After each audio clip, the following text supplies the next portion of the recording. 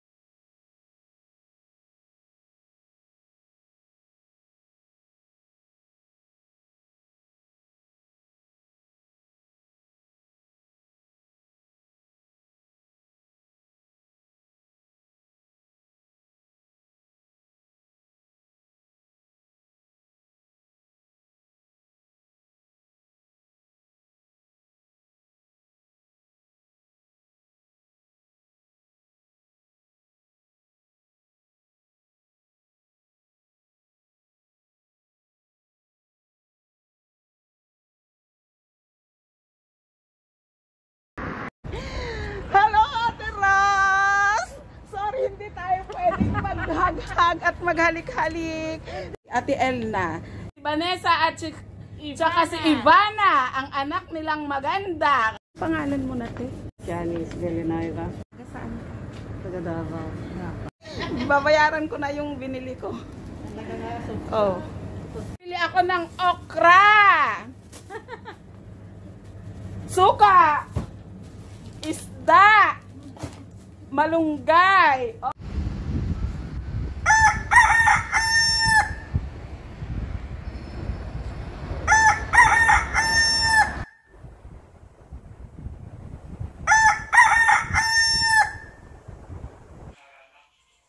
Sumakit yung likod ko mga kaningning.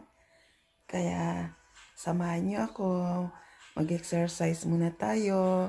Unat-unat natin yung ating mga katawan bago tayo magluto ng mirang. Diyan pala yung anak ko. Hello anak!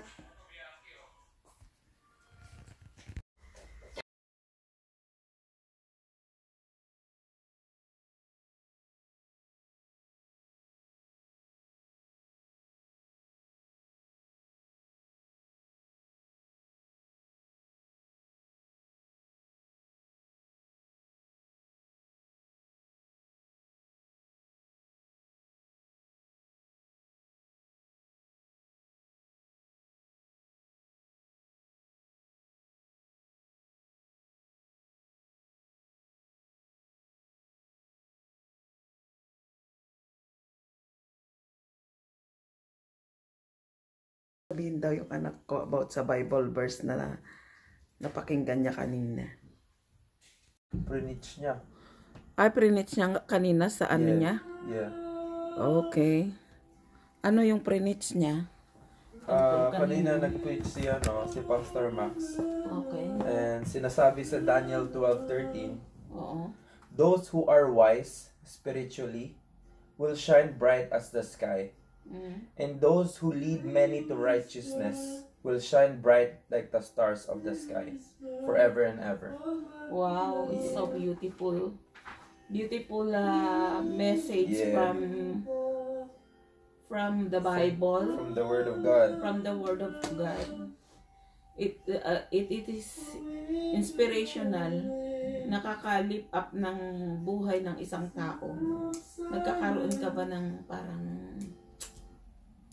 yung inspirasyon para mag-move on, o yung kinang mo ay lalo pang kuminang o kumislap sa pamamagitan ng inyong own simple ways of giving and sharing ba? And being righteous. And by being, dahil pinili mong maging tapat,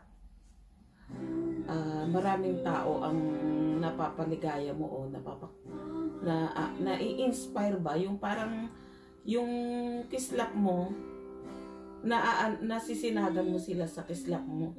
Dahil it's not because na magaling ka o maganda ka, it's because your inner self mo, yung sa kalooban mo ba may daladala kang kindness in your heart, yung mabait ka in your own little ways, kahit walang-wala ka, nagagawa mo ang mga possibilities because na mo din yung hirap, na experience mo yung hirap. At sa hirap na yon, na pursue mo yung dreams mo sa tulong ni God. At yun ang dapat na hindi natin kinakalimutan sa buhay natin. No matter what, kung galing tayo sa hirap, we don't need na ikahiya ang kahirapan na pinagmulan natin. The more, dapat nating gawing molds, yung magiging pundasyon yon para mas makuha pa natin yung gusto natin na inaasam-asam na kung saan kahit konti lang na bagay, hindi man tayo naging mayaman na mayaman, makashare ka naman ng blessing na nakakatulong sa iba. Isn't it, love? Yeah. Thank you so much. You're welcome. Oh, lovely day today. Yeah. Thank you, God. Have a wonderful day, everyone.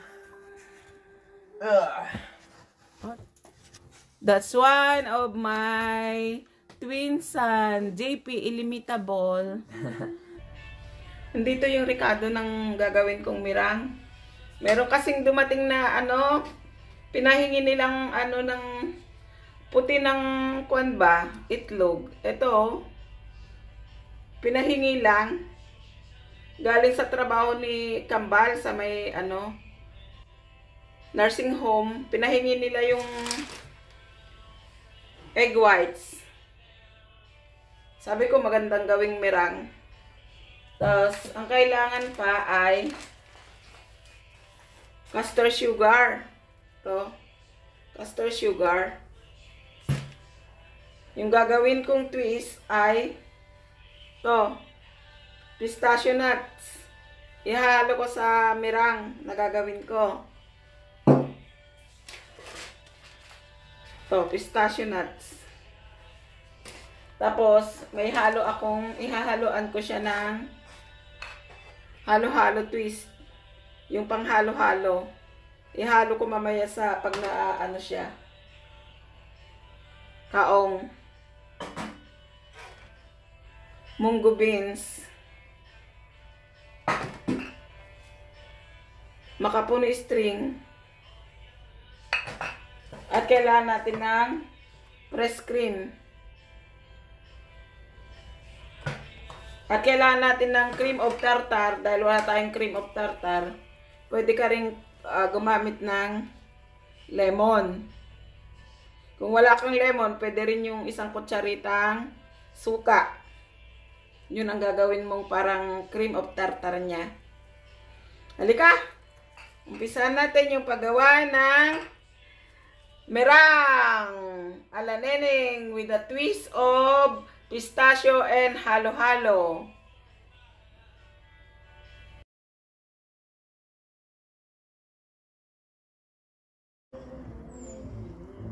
Ilalagay ko to sa mirang.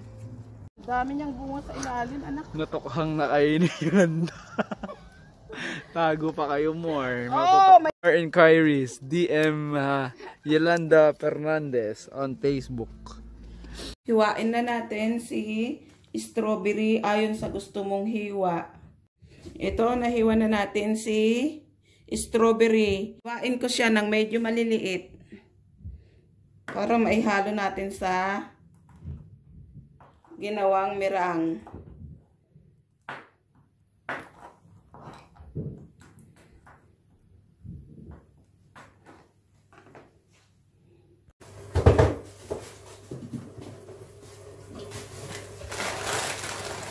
Kailangan bang nire-rest to? Yung sili? Oo, tapos haluan natin ng sugar slowly. Surely. Konti-konti lang.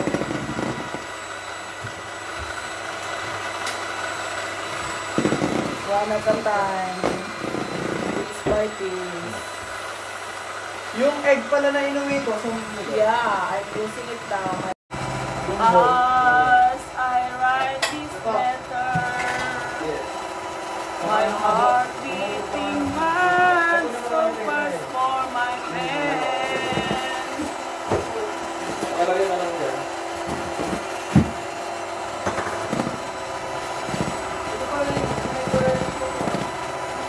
Coming soon yung susunod ng kanta. Nakalimutan ko. Nakalimutan ko yung kasunod. Hugutin ko. Pag hinugot ko siya at may sumamat, hindi na mahuhulog. Ibig sabihin, ready mo na siyang iluto, mga kaningning. Ito, may nilagay na akong paglagyan. Nakaset na. Nakaset na. Pero bago yan, itagdag mo! Itagdag mo! Harap ka, huwag ka mahiya po. Itagdag mo! Itagdag mo! Bigyan ng jacket yan sa kanang sili. Wow. This is the giant mirang. Nilagay ko na dito. Pero dapat, i-flat natin siya dito sa lagayan. Para pag naluto siya, flat din siya. Kongkula, ang butchiki, hekikek, oh, chichang, achiri kongkula, achiri kek, check, check, check, check. Check, check, check. Nike ka pala eh. Sinalang na nga po pala ni Ma'am Shi. Dapat 250 Ilagay mo Celsius sa, oh. daw. So, niready na, look. Stop, look, and listen. Nga po pala. Natin si mirang.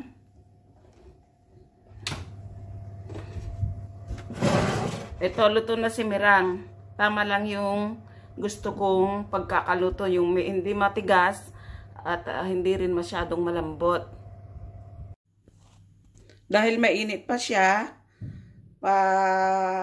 lamigin muna natin bago natin siya lagyan ng layer sa ibaba na mga sangkap na kailangan natin. Show to them.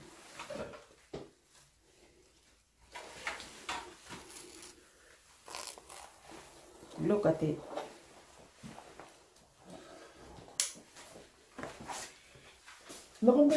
Okay, ingat ka lang. Ngayon, i-whisk na natin yung cream hanggang sa maging foamy siya para mailagay natin sa ibabaw ng mirang. Ayan mga kaningning, naging ano na siya, parang ice cream na. Ibig sabihin, ready na to put in sa mirang natin. Ilalagay na natin si cream sa ibabaw ni mirang.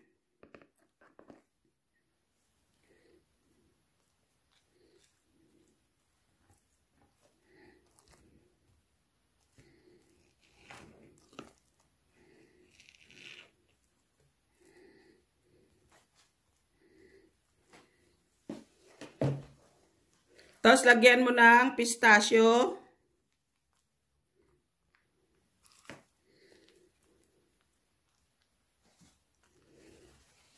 Lagyan mo ng strawberry.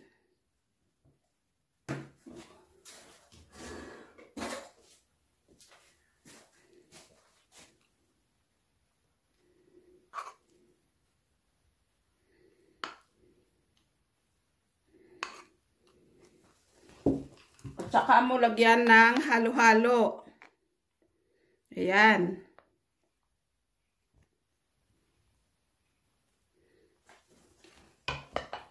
Tsaka mo siya i-roll. Unti-untiin mo siyang i-roll. Ayan, na-roll mo na siya. Lagyan mo ulit ng cream.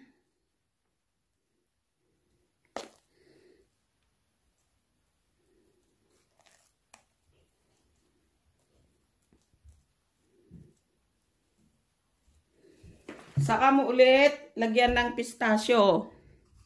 Ulit-ulitin mo lang siya. Yan.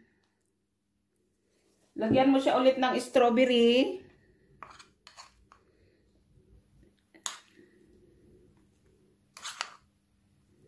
Ayan. At saka mo lagyan ulit ng halo-halo.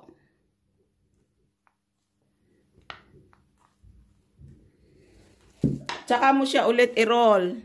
I-roll mo ulit siya. Ayan.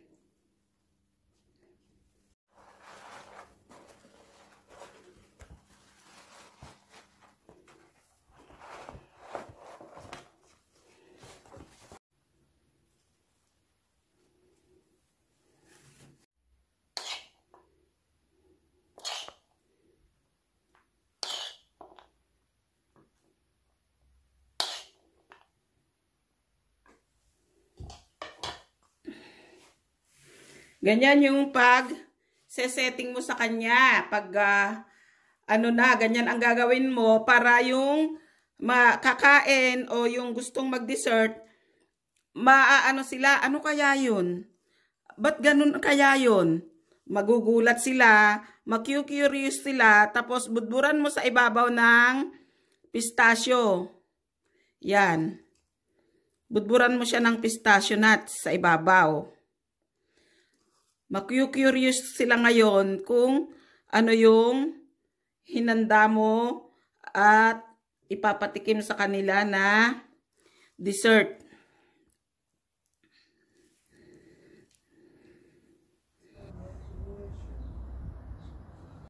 Ang saya-saya ko kasi galing ako sa Asian market kanina. Namit ko yung maraming nagkataon na maraming mga Pilipina, Pinoy na bumili rin ng mga pagkain nila sa Asian market. Ngayon, syempre, pagka nakakakita ka ng mga Pilipino, tuwang-tuwa ka, parang ang feeling mo nasa Pilipinas ka din. Kaya, yun, konti, chika-chika konti, kahit hindi kayo magkakakilalang gaano masaya. Ay, kakatanggal din ng pagod. So, kaya mga kanining, thank you so much sa patuloy niyong pagsuporta sa akin, sa pag-like, pag-click, pag-subscribe, at pag-share, at naway, patuloy niyong papanoorin ang mga videos ko sa Ningning ni Neneng. Maraming salamat. I love you guys.